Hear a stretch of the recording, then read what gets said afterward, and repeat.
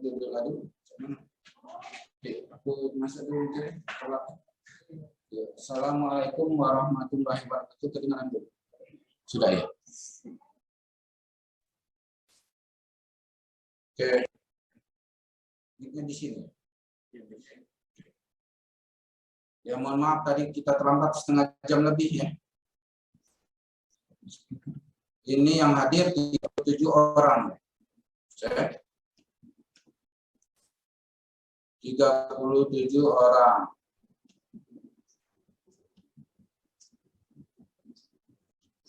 Oke, semuanya sudah mendengar ya? Ini sudah hadir kalau belum? Oke, bagus. Nabila, hadir.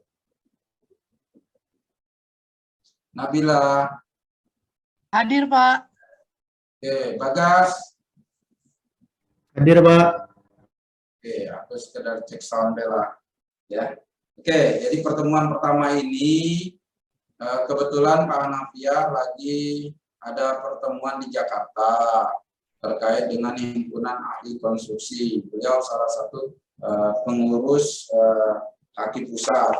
Jadi pada kesempatan pertama ini kita akan kuliah untuk mata kuliah baja 2 ya, pengenalan jembatan baja. Jadi di mata kuliah ini tetap bertiga, sebagai ketuanya adalah Prof. Anis dan Pak Hanafiah, kami pendamping yang ketiga. Di awal pertemuan ini tentu ya terkait dengan judul tentang baja 2. Baja 2 ini membahas tentang jembatan. Ya, kalau kita cerita jembatan ini merupakan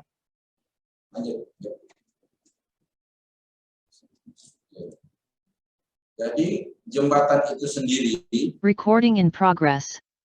Kalau kalian lihat ya, di Palembang ini sudah banyak jembatan, ya, baik jembatan skala besar, ya kan, maupun jembatan-jembatan kecil yang di dalam kota. Nah, jembatan itu sendiri itu mempunyai secara fungsi kegunaan, jembatan itu sangat signifikan terhadap pembangunan suatu kawasan. Contoh ya, jembatan Musi. Jembatan Musi. Maksud kami ini jembatan Ampera ya. Jembatan Ampera melintasi Sungai Musi. Anda bayangkan seandainya jembatan Ampera itu dari dulu tidak ada. Wah, repot sekali ya. Repot sekali. Dan akan menjadi hambatan yang luar biasa bagi pergerakan barang, orang, ya kan? Nah, kalau kalian belajar tentang transportasi,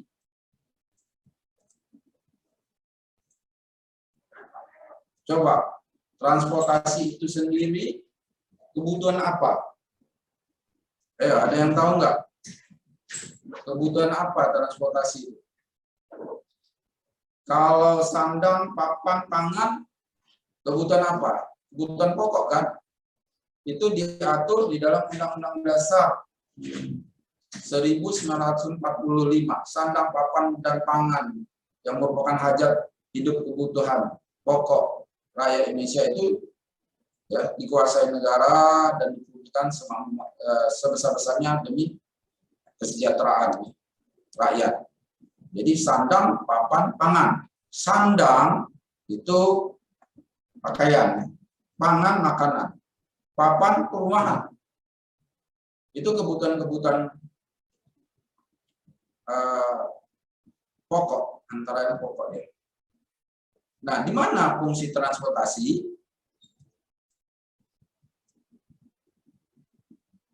Fungsi transportasi adalah kalau mereka masing-masing berdiri sendiri, rumah, ya kan? Papan ya, rumah itu. Pangan, tempat perkebunan. tempat makanan, ya, sandang, tempat kain. Jadi, sederhananya seperti itu.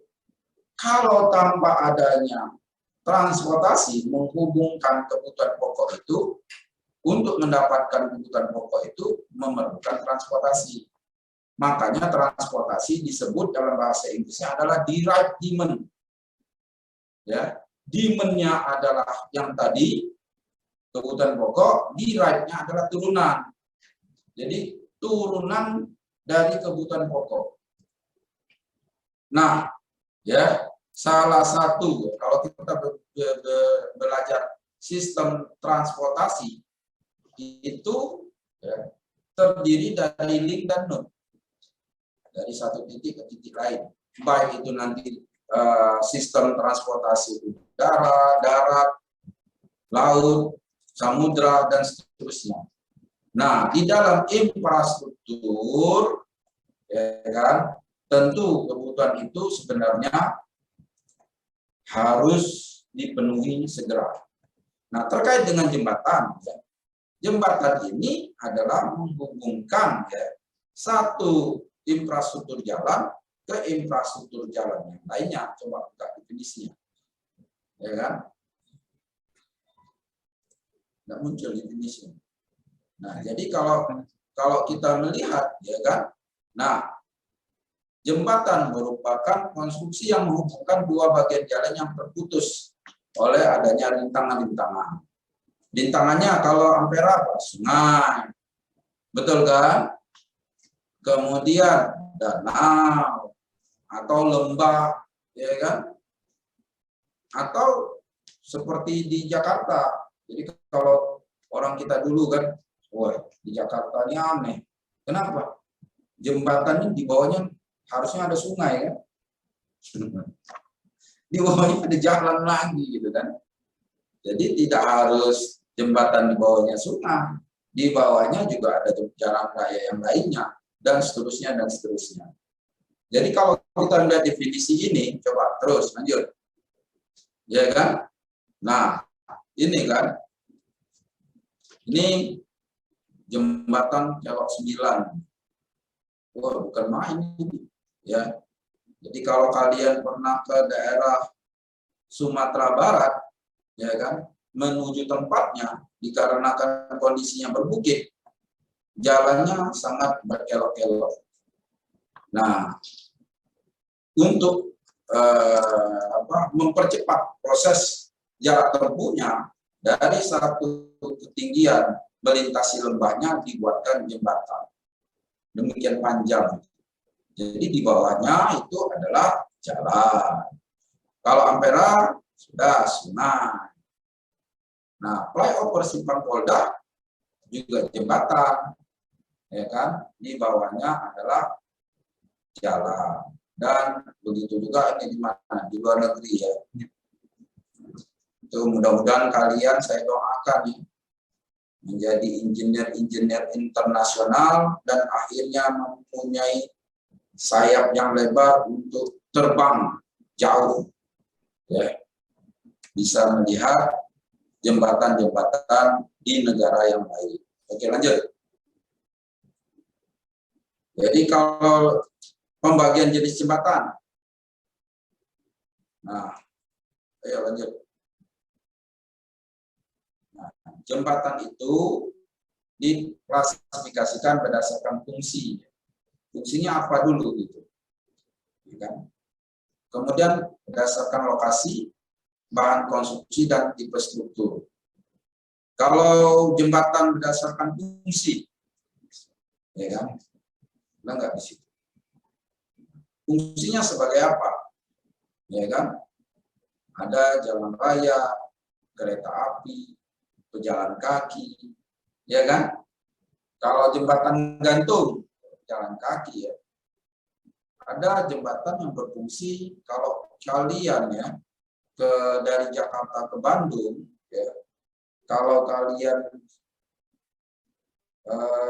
lihat di kiri kanannya ada, begitu melintasi lembah, ya, itu ada jalan kereta api.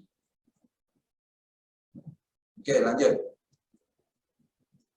Ini berdasarkan lokasi ya, yang kita bahas tadi ya. Di atas sungai, lembah, jalan air sistem, irigasi, dan dermaga. Lanjut. Nah, ini berdasarkan bahannya ya. Ada bahan kayu, jembatan kayu, ada jalan jembatan beton, bahannya beton, jembatan baja, ya tentu terbuat dari baja, atau campuran, misalnya komposit, ada baja, ada beton, atau ya lebih spesifik lagi, yaitu jembatan beton prategang. Ya, ini tentu memerlukan struktur-struktur bentang panjang, ya kan? Karena fungsi jembatan tidak hanya menghubungkan dari satu titik ke titik yang lain, tetapi jembatan juga dirancang untuk tidak menjadi halangan bagi pergerakan di atas maupun di bawah, khususnya yang di bawah. Makanya jembatan itu dirancang tinggi biar yang lewat bisa lewat di bawahnya. Lebar bisa banyak yang melintasinya dan seterusnya. Jadi, dari tipe struktur ya, itu ada jembatan balok, jembatan rangka, jembatan pelengkung, jembatan gantung, jembatan struktur kabel, jembatan cantilever. Ya, paham? Ini tipe secara strukturnya. Lanjut. Nah, kalau ini ya, ini tipe-tipe jembatan. Kalau kita lihat ada tipe jembatan ars itu pelengkung, ya. Baik pelengkung di bawah maupun pelengkungnya di atas. Kalau kita perhatikan, umumnya jembatan-jembatan jalan raya itu pelengkungnya di atas. Sementara jembatan-jembatan kereta api yang melintasi lembah itu lengkungnya di bawah. Ini PR ya. PR. Nanti jelasin. Boleh nih, kasih tugas ya. Coba Anda jelasin. Nanti tugasnya kalian rekam dalam bentuk suara atau video ya. Pak, begini, kalian rekam, kalian kirim. Ya. Biar tidak saling contek. Jadi, kenapa ini beda antara jembatan kereta api ya dengan kereta ini. Jadi, kalian jelasin ya, video, kirim. Jadi, sekalian latihan ngomong, biar juga tahu, bisa mampu menjelaskan. Ya kan? Nggak mungkin kalian contek kan? Gimana kalian cropping nanti? Ya. Kemudian trust, ya, jembatan rangka, jembatan beam, balok, ya. Kemudian kabel stay itu, ya. Oke. Nanti jelaskan ya. Jelaskan berdasarkan video, rekamlah sebentar tugasnya kok. Kalau kalian kerjakan nggak sampai 10 menit. Ya. Kirim nanti ke dalam grup itu. Berapa banyak ini? 37 orang lebih. Hah? Nah, lebih ya. Kasih nama ya. Tugas pertama menjelaskan ini. Penting ini. Ya. Oke, kemudian lanjut. Ini jembatan balok. Ya. Nah, jembatan balok ini yang memang sederhana sih, ya. Prinsipnya kan. Jadi dia kasih aja balok-balok dari ujung-ujung selesai. Tapi apakah sesederhana itu? Jadi ini ya ada abutmen di kanan kirinya. Ya, kalau kalian nanti lihat pelaksanaannya yang paling berat itu adalah memastikan abutmennya tidak turun. Itu seringkali turun. Kalau kalian kerja kabaring misalnya, nah banyak abutmennya juga ada turun itu. Yang dekat itu. Sehingga dok terlalu ini nih, terlalu ini, ya. Itu jembatan balok yang abutmennya turun. Nah, materialnya apa? Ya bisa baja, bisa beton, atau kombinasinya ya. Oke, lanjut. Nah, ini kalau kita lihat secara struktur, apa yang terjadi? Ya kan? bahwa beban hidup itu ya secara vertikal menekan struktur, yang mana ya beban itu diterima struktur dan menyebarkannya, ya menyebarkannya ke semua strukturnya sampai ke bawah, sampai ke pier itu apa? Pondasi. Ya. Nah, ini prinsip jembatan dan juga jembatan-jembatan yang bisa saja jalan ya. Jalan kalau kalian misalnya ke lewat tol ya, ada jembatan, ada jalan yang di bawahnya yang panjang. Nah, seperti inilah prinsipnya. Ya. Jadi ada gaya tekan dan ada gaya tarik ya. Jadi kondisi tarik pada jembatan balok itu pada bagian bawah jalan raya yang gaya tariknya terjadi akibat pembebanan sehingga bagian bawah jembatan mengalami tarikan. Ya, jadi kalau dia balok, ya kan? Nah, ini balok misalnya kan? Kalau ditekan di atas, ya kan? Ditekan di atas. Nah, atasnya ketekan, bawahnya tertarik. Ya kan? Nah, apabila gaya ini diteruskan sampai ke pondasi, makanya kalau tidak mekanika kita hitung kan ada gaya di A, gaya di B, RA, RB, apakah gaya ke atas atau ke bawah, begitu kan? Nah, ini sangat menentukan nanti tergantung strukturnya. Kalau struktur jembatan itu berimbang, tentu prinsip dari tiang pier atau pondasinya adalah menahan terhadap gaya. Sebentar ya.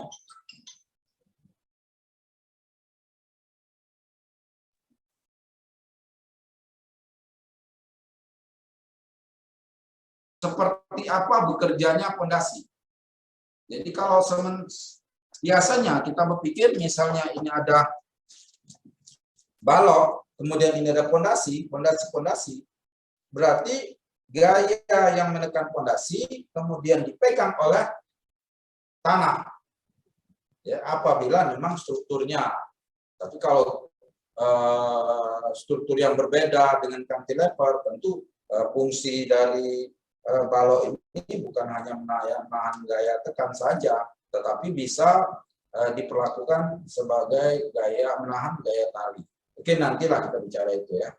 Tapi yang dimaksud di sini adalah akibat adanya beban hidup terhadap jalan atau jembatan tersebut, maka secara struktur setiap elemen mempunyai mendapatkan ya gaya yang berbeda. Ada yang mendapat tekan, ada yang mendapat tarik. Oke, lanjut. Oke, ini jembatan rangka ya. Nah, jembatan rangka ini kalau di kita banyak lah ya jembatan rangka. Awal-awal jembatan semua jembatan rangka.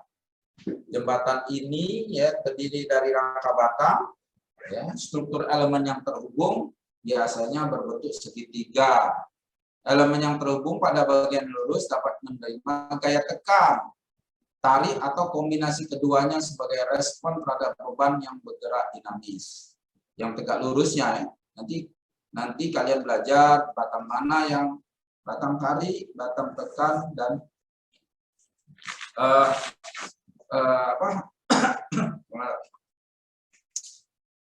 Oke, nanti ya ini bisa lanjut ke tugas. Tetapi yang ingin saya sampaikan di sini adalah jenis rangka ini, ya jembatan rangka ini ada elemen batang tarik dan batang tekan.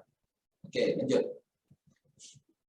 Kondisi tekan pada jembatan rangka terjadi pada rangkanya. Kalau tadi kan terhadap beamnya, yang ini terhadap rangkanya. Jadi rangka atasnya tertekan, di sisi bawahnya mengalami tarik. Tentu ini akan secara detail akan mempunyai perlakuan yang berbeda pada tiap-tiap titik sambungan.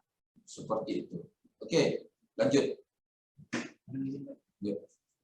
Selanjutnya adalah jembatan pelengkung. Ya. Jembatan pelengkung ini merupakan tipe jembatan tertua di dunia dan ditemukan ribuan tahun yang lalu. Ini menarik ini. Jembatan pelengkung memiliki kekuatan alamnya yang besar. Ya. Sejarahnya jembatan ini dibangun dengan bebatuan, tetapi sekarang jembatan tersebut dibangun dengan beton bertulang, bahkan baja. Ya, kebanyakan seperti itu. Oke, lanjut. Nah, bagaimana sebaran gayanya? Ya. Nah, kondisi tekan terkuat pada jembatan pelengkung berada pada bagian puncak lengkung jembatan. Itu.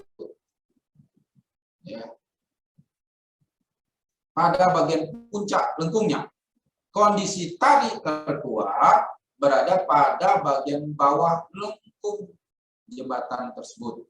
Semakin besar dan tinggi lengkungan, maka gaya tarik juga menjadi semakin besar. Nah, ini harus kita pahami prinsipnya. Tentu perlakuan-perlakuannya juga akan berbeda. Oke, lanjut. Oke, selanjutnya adalah jembatan gantung. Ya. Jembatan ini ya, bertumpu pada ketegangan kabel. Biasanya memiliki kabel utama. Kabel utama itu baja, ya. Kabel baja ya, yang dikaitkan di ujung jembatan. Nah, setiap beban yang diterapkan di jembatan berubah menjadi tegangan dalam kabel utama. Ya. Jembatan ini ya, itu tujuannya agar mendapatkan bentang-bentang yang sangat panjang. Ya. Melebihi dari tipe-tipe jembatan yang sebelumnya tadi kita bahas. Nah, jembatan gantung pertama kali dibuat oleh orang-orang Cina ya, menggunakan tali dan rantai, dan di masa sekarang dibuat dengan kabel baja dengan mutu tinggi atau sangat tinggi. Oke, lanjut. Nah, ini ya yang terjadi terkait dengan gayanya. Jadi kondisi tekan jembatan gantung berada pada kedua menara. Kedua menaranya itu ya, yang menahan tarik pada kabel yang terjadi akibat pembebanan. Ya. Nah, itu kondisi tekannya berada pada kedua menara. Bagaimana kondisi tariknya? Itu pada bagian kabel. Karena lantai jembatan digantung melalui kabel tersebut. Paham ya? Oke, lanjut. Bagaimana dengan jembatan struktur kabel? Nah, jadi jembatan struktur kabel merupakan jembatan yang memiliki tipe yang sama dengan jembatan gantung tadi. Tetapi pada jembatan kabel ini, kabel tersebut melekat langsung ke pelat lantai jembatan dari menara secara diagonal. Ya, jembatan kabel memiliki bentang yang lebih besar dari jembatan cantilever, tetapi bentangnya tidak sepanjang bentang jembatan gantung. Oke, lanjut. Paham ya? Nah, ini sebaran gayanya bahwa kondisi tekan jembatan kabel berada pada kedua menara yang menahan tarik. Bagaimana kondisi tariknya? Tetap pada bagian kabel karena pelat lantai jembatan digantung melalui kabel tersebut. Ya, paham ya? Lanjut. Nah, jembatan cantilever ya. Ini biasanya digunakan untuk mengatasi masalah pembuatan jembatan. Apabila keadaan tidak memungkinkan untuk menahan beban jembatan dari bawah sewaktu proses pembuatan. Jembatan jenis ini agak kaku dan tidak mudah bergoyang. Oleh karena itu, struktur jembatan penyangga biasanya digunakan untuk memuat jembatan rel kereta api. Jembatan penyangga terbesar di dunia adalah jembatan penyangga di Quebec, di Kanada ya. Mudah-mudahan kalian doain ya. Bisa engineer dan melihat ke sana. Sementara kita lihat dulu ya melalui foto ini. Panjangnya 560 meter ya, hampir. Jembatan cantilever ini dapat digunakan untuk menangani kasus penurunan atau setelan yang tidak merata. Oke, lanjut. Ini ya perubahan gayanya, ada cantilever di tengah ini. Lanjut. Oke. Ini kalau kita melihat ya, seperti apa struktur jembatan itu secara filosofinya ya. ya terbagi menjadi struktur atas, struktur bawah. Yang tiga itu ilustrasi. Jadi cuma bawah dan atas saja. Coba kita jingok saja ilustrasinya seperti apa. Struktur atas, apa saja yang yang termasuk ke dalam struktur atas, ya. Itu mulai dari trotoar, selat lantai kendaraan, gelagar atau girder, balok diafragma, ikatan pengaku, tumpuan atau bearing, ya. Di trotoar sendiri ada apa? Ada sandaran, tiang sandaran, peningkatan trotoar atau curve, ya. Slab di lantai trotoar. Lanjut. Bagaimana dengan struktur bawah?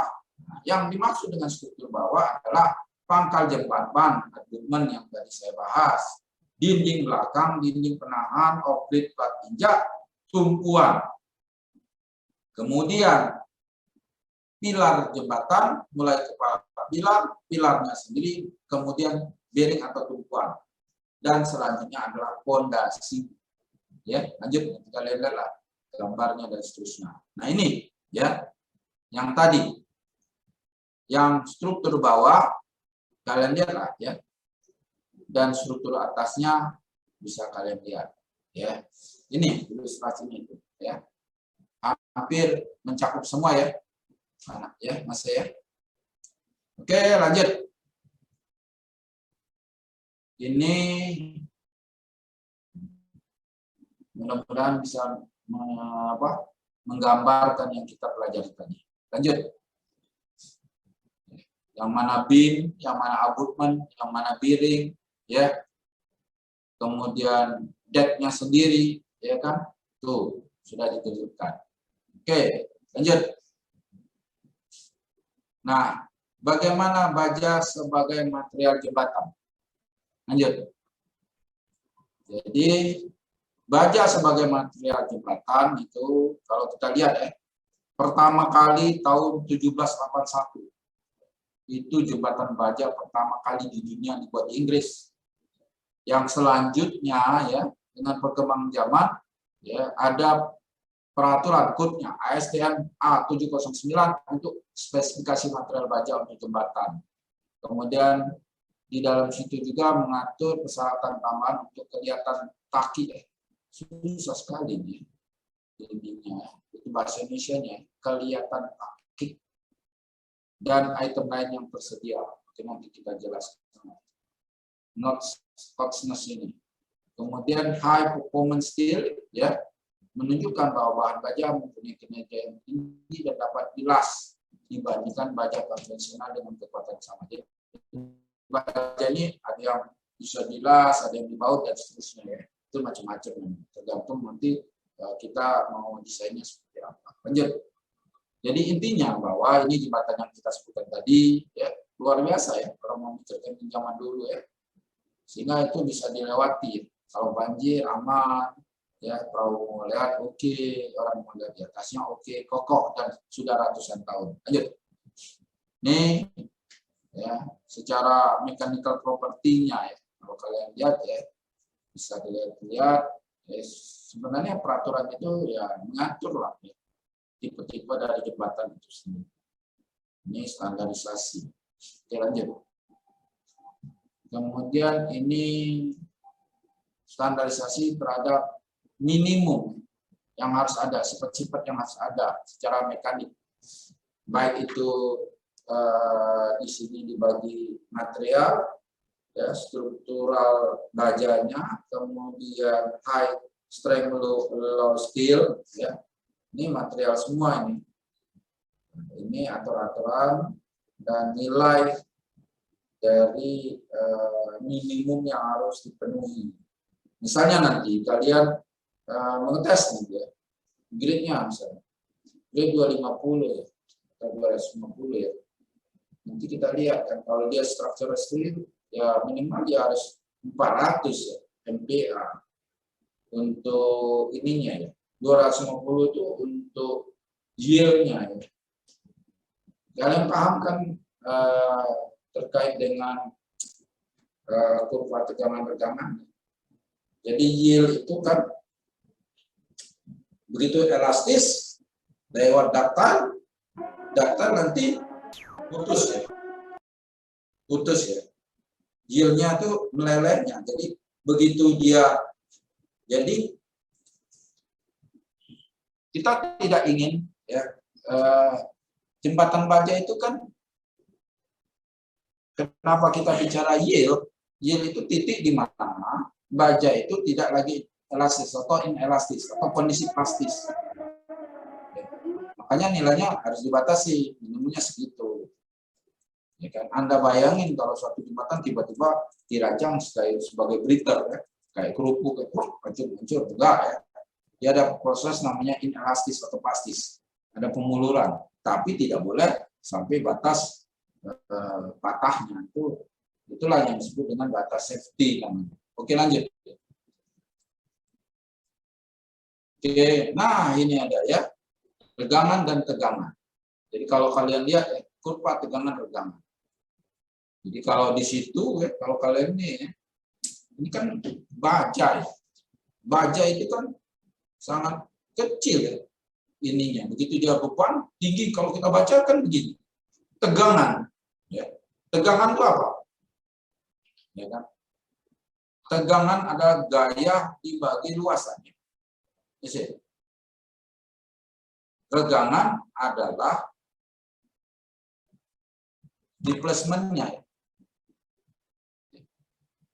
Nah, pada saat tegangan, ya kan, posisi linear, kemudian nanti seiring dengan regangannya bertambah, dia mengalami disebut dengan sifat inelastis. Apa bedanya? Yang bawah, tengah, dan atas. Kalau kita lihat, yang duluan, putus itu baja apa? Baja paduan yang dibentuk dengan peralatan panas. Jadi begitu dia melewati batas plastisnya, dia langsung turun. Sementara baja karbon, ya, panduan rendah kekuatan tinggi, itu masih mempunyai lengkung yang masih cukup memadai. Itu baja karbon A39. Walaupun mereka mempunyai kelebihan dan kekurangan yang berbeda. Kapan kita mati bawah, kapan tengah, kapan atas. Ya.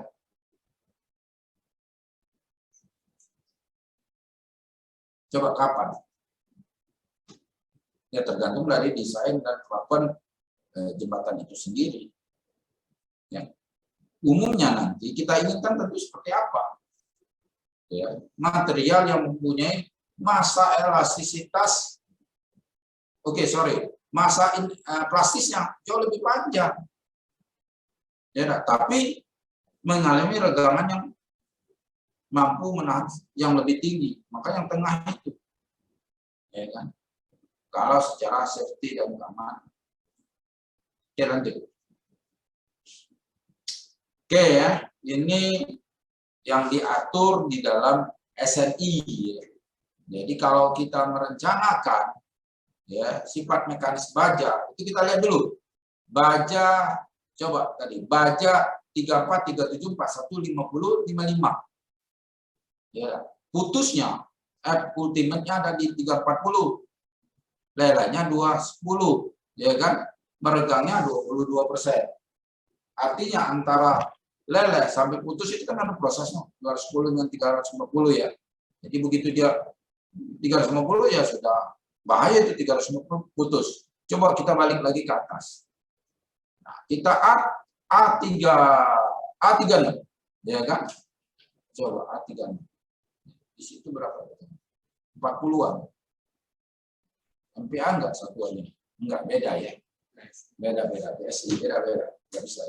Oke, lanjut ya. Artinya kalau kita membaca ini ya, artinya makin tinggi berat jenisnya, maka ya untuk putusnya itu memerlukan upaya yang sangat besar. Betul nggak? Tapi ya memang mahal. Ini sangat, kita artinya begini. Ibaratnya begini, kalau kita mau menebas rumpus, ya kita gunakan alatnya ya cukup pakai sabit saja. Tapi kalau kalian mau membabat hutan yang besar, ya tentu kalian harus turunkan traktor seperti itu. Ya, jangan sampai terbalik. Nah, begitulah kita dalam merencanakan. Ya, oke, paham ya?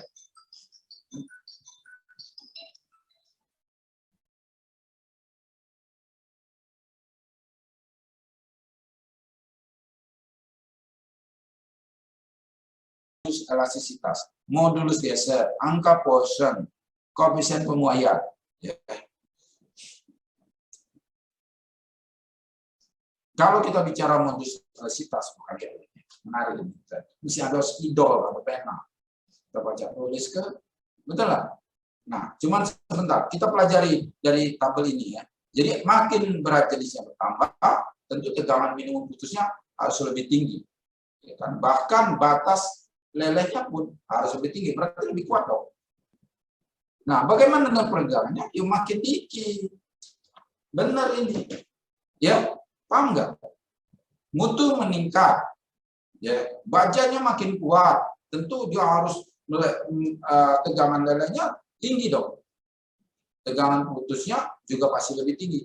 Tapi peregangannya pasti minimum. Oke, lanjut. Ini keuntungan terakhir ini. Oke ya. Maaf ini keuntungan bahan baja sebagai material baja jembatan. Oke. 1. Kekuatan dan kelihatan yang tinggi. Lihat tuh apa? Ductile. Ductile itu lawannya apa? Brittle. Brittle itu apa? Putus. Kalian bayangkan putus itu atau brittle atau getas itu kayak kerupuk. Ya kan nggak mungkin kerupuk kita jadikan bahan jembatan. Pasti orang lewat, nah itu namanya getas, ya kan? Nah, baja mempunyai kelihatan yang tinggi. Itu kita lihat tadi kan, dia mempunyai, kalau lihat tabel ini, balik lagi ke tabel yang panjang tadi, garis-garis tadi, berupa tegangan. Nah itu, ya kan? Begitu dia elastisitasnya lewat menuju inelastis, dia plastisnya, ductile-nya itu panjang banget. Jadi kalau misalnya jembatan, maka jembatan umurnya panjang-panjang. Karena dia ductilitas kelihatannya tinggi. Lihat, ya, ductility ya. Ductility itu kelihatan, lihat. Ya bahasa Indonesianya, ductility. Sehingga umurnya panjang. Jadi begitu, ya meskipun dibebani, dia masih bisa berdeformasi ya. Gitu ya. Nah ini panjang sekali. Ya. Tuh, lanjut. Itu keistimewaan material baja untuk jembatan. Sehingga baja itu memiliki nilai modulus elastisitas yang tinggi. Apa itu modulus? Ya. Apa modulus elastisitas? Adalah tegangan dibagi regangan. Betul nggak, Sir? Ya, kalau modulusnya tinggi, berarti tegangannya harus tinggi. Tegangan adalah F per A. Betul kan? Berarti, ini kan, itu ada hubungan pengaruh luasan, pengaruh gaya. Betul kan? Nah, tegangan dibagi tegangan, itu modulus. Baja memiliki nilai modulus tinggi, artinya, artinya regangannya harus apa?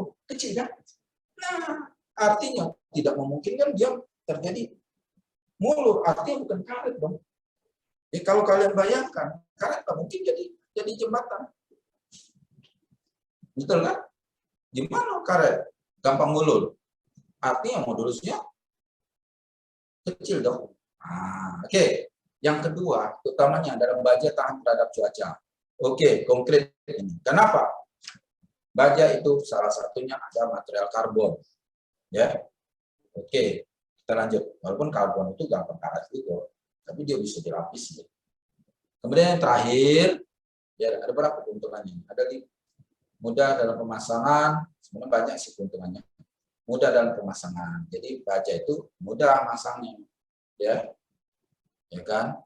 Buat di pabrik, potong, pasang. Kamu bayangkan coba, flyover. Apa tuh namanya? LRT.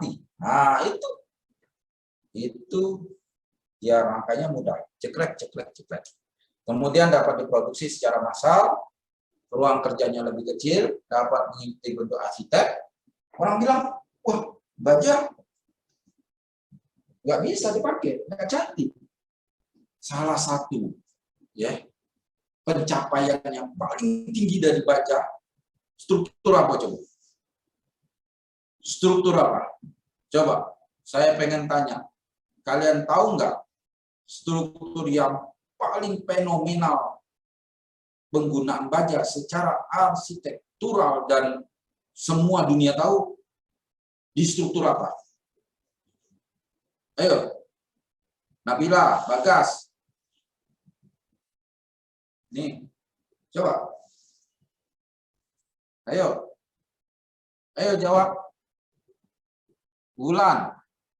Wensen. Kamu tidak dengar ya? Aku bergebu-gebu. Siapa lagi di situ? Coba lihat. Nanti kalian dengar enggak? Nicholas Jason. Ayo, sebutkan. Ayo. Nah, kakak tiga loh. Nah, aku habis B nih.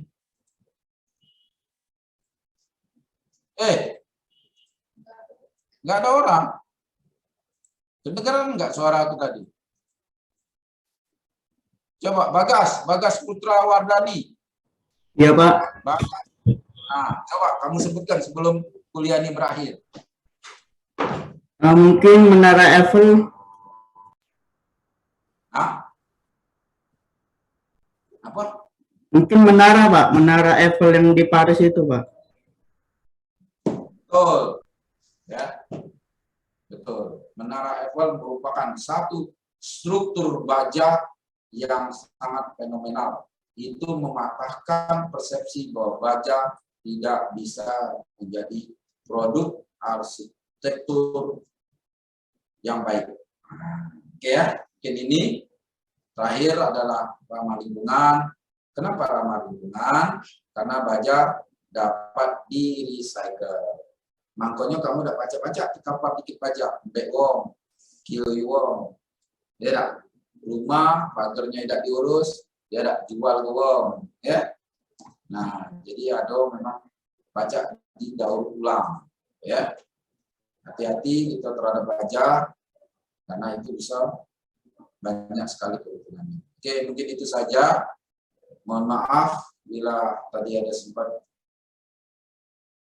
ya, terkait dengan tugas. Mudah-mudahan ke depan kita menjadi lebih baik. Tugas tadi tolong dikirimkan paling lambat kapan bisa? Besok rasa. Kan mudah ya. Kamu jelaskan, kamu rekam. Rekamnya ini benar ya. Kamu rekam ini nah ya. Nah, kamu di depan ya. Di depan kamu rekam, kamu cerita. Kirim ya. Oke, aku kasih 2 hari ya. Sebentar kamu kerja ke sekarang, kamu kirim. Mungkin itu saja. Oke ya, ini ada titipan terkait dengan surat pernyataan. Silakan ini diisi ya. Kami tunggu besok. Tulis tangan. Tulis tangan, kamu scan, kirim ya. Betul. Kalau untuk kampus yang ada di Palembang dan Air, jadi oh, langsung itu. Oke, tidak bisa ya. Coba, jadi nanti itu Kak Nasir menjelaskan bahwa ini harus yang kamu tanda tangan, terus kamu serahkan ya. Serahkan sama siapa? ke sini, saya tahu. Oke, ya, serahkan ke Kak Nasir atau Kak Padel. Kamu tinggal WA ya. Mungkin itu saja. Udah siang, 1:30, sudah lapar galau. Sekali lagi terima kasih atas perhatiannya. Kami akhiri. Wassalamualaikum warahmatullahi wabarakatuh.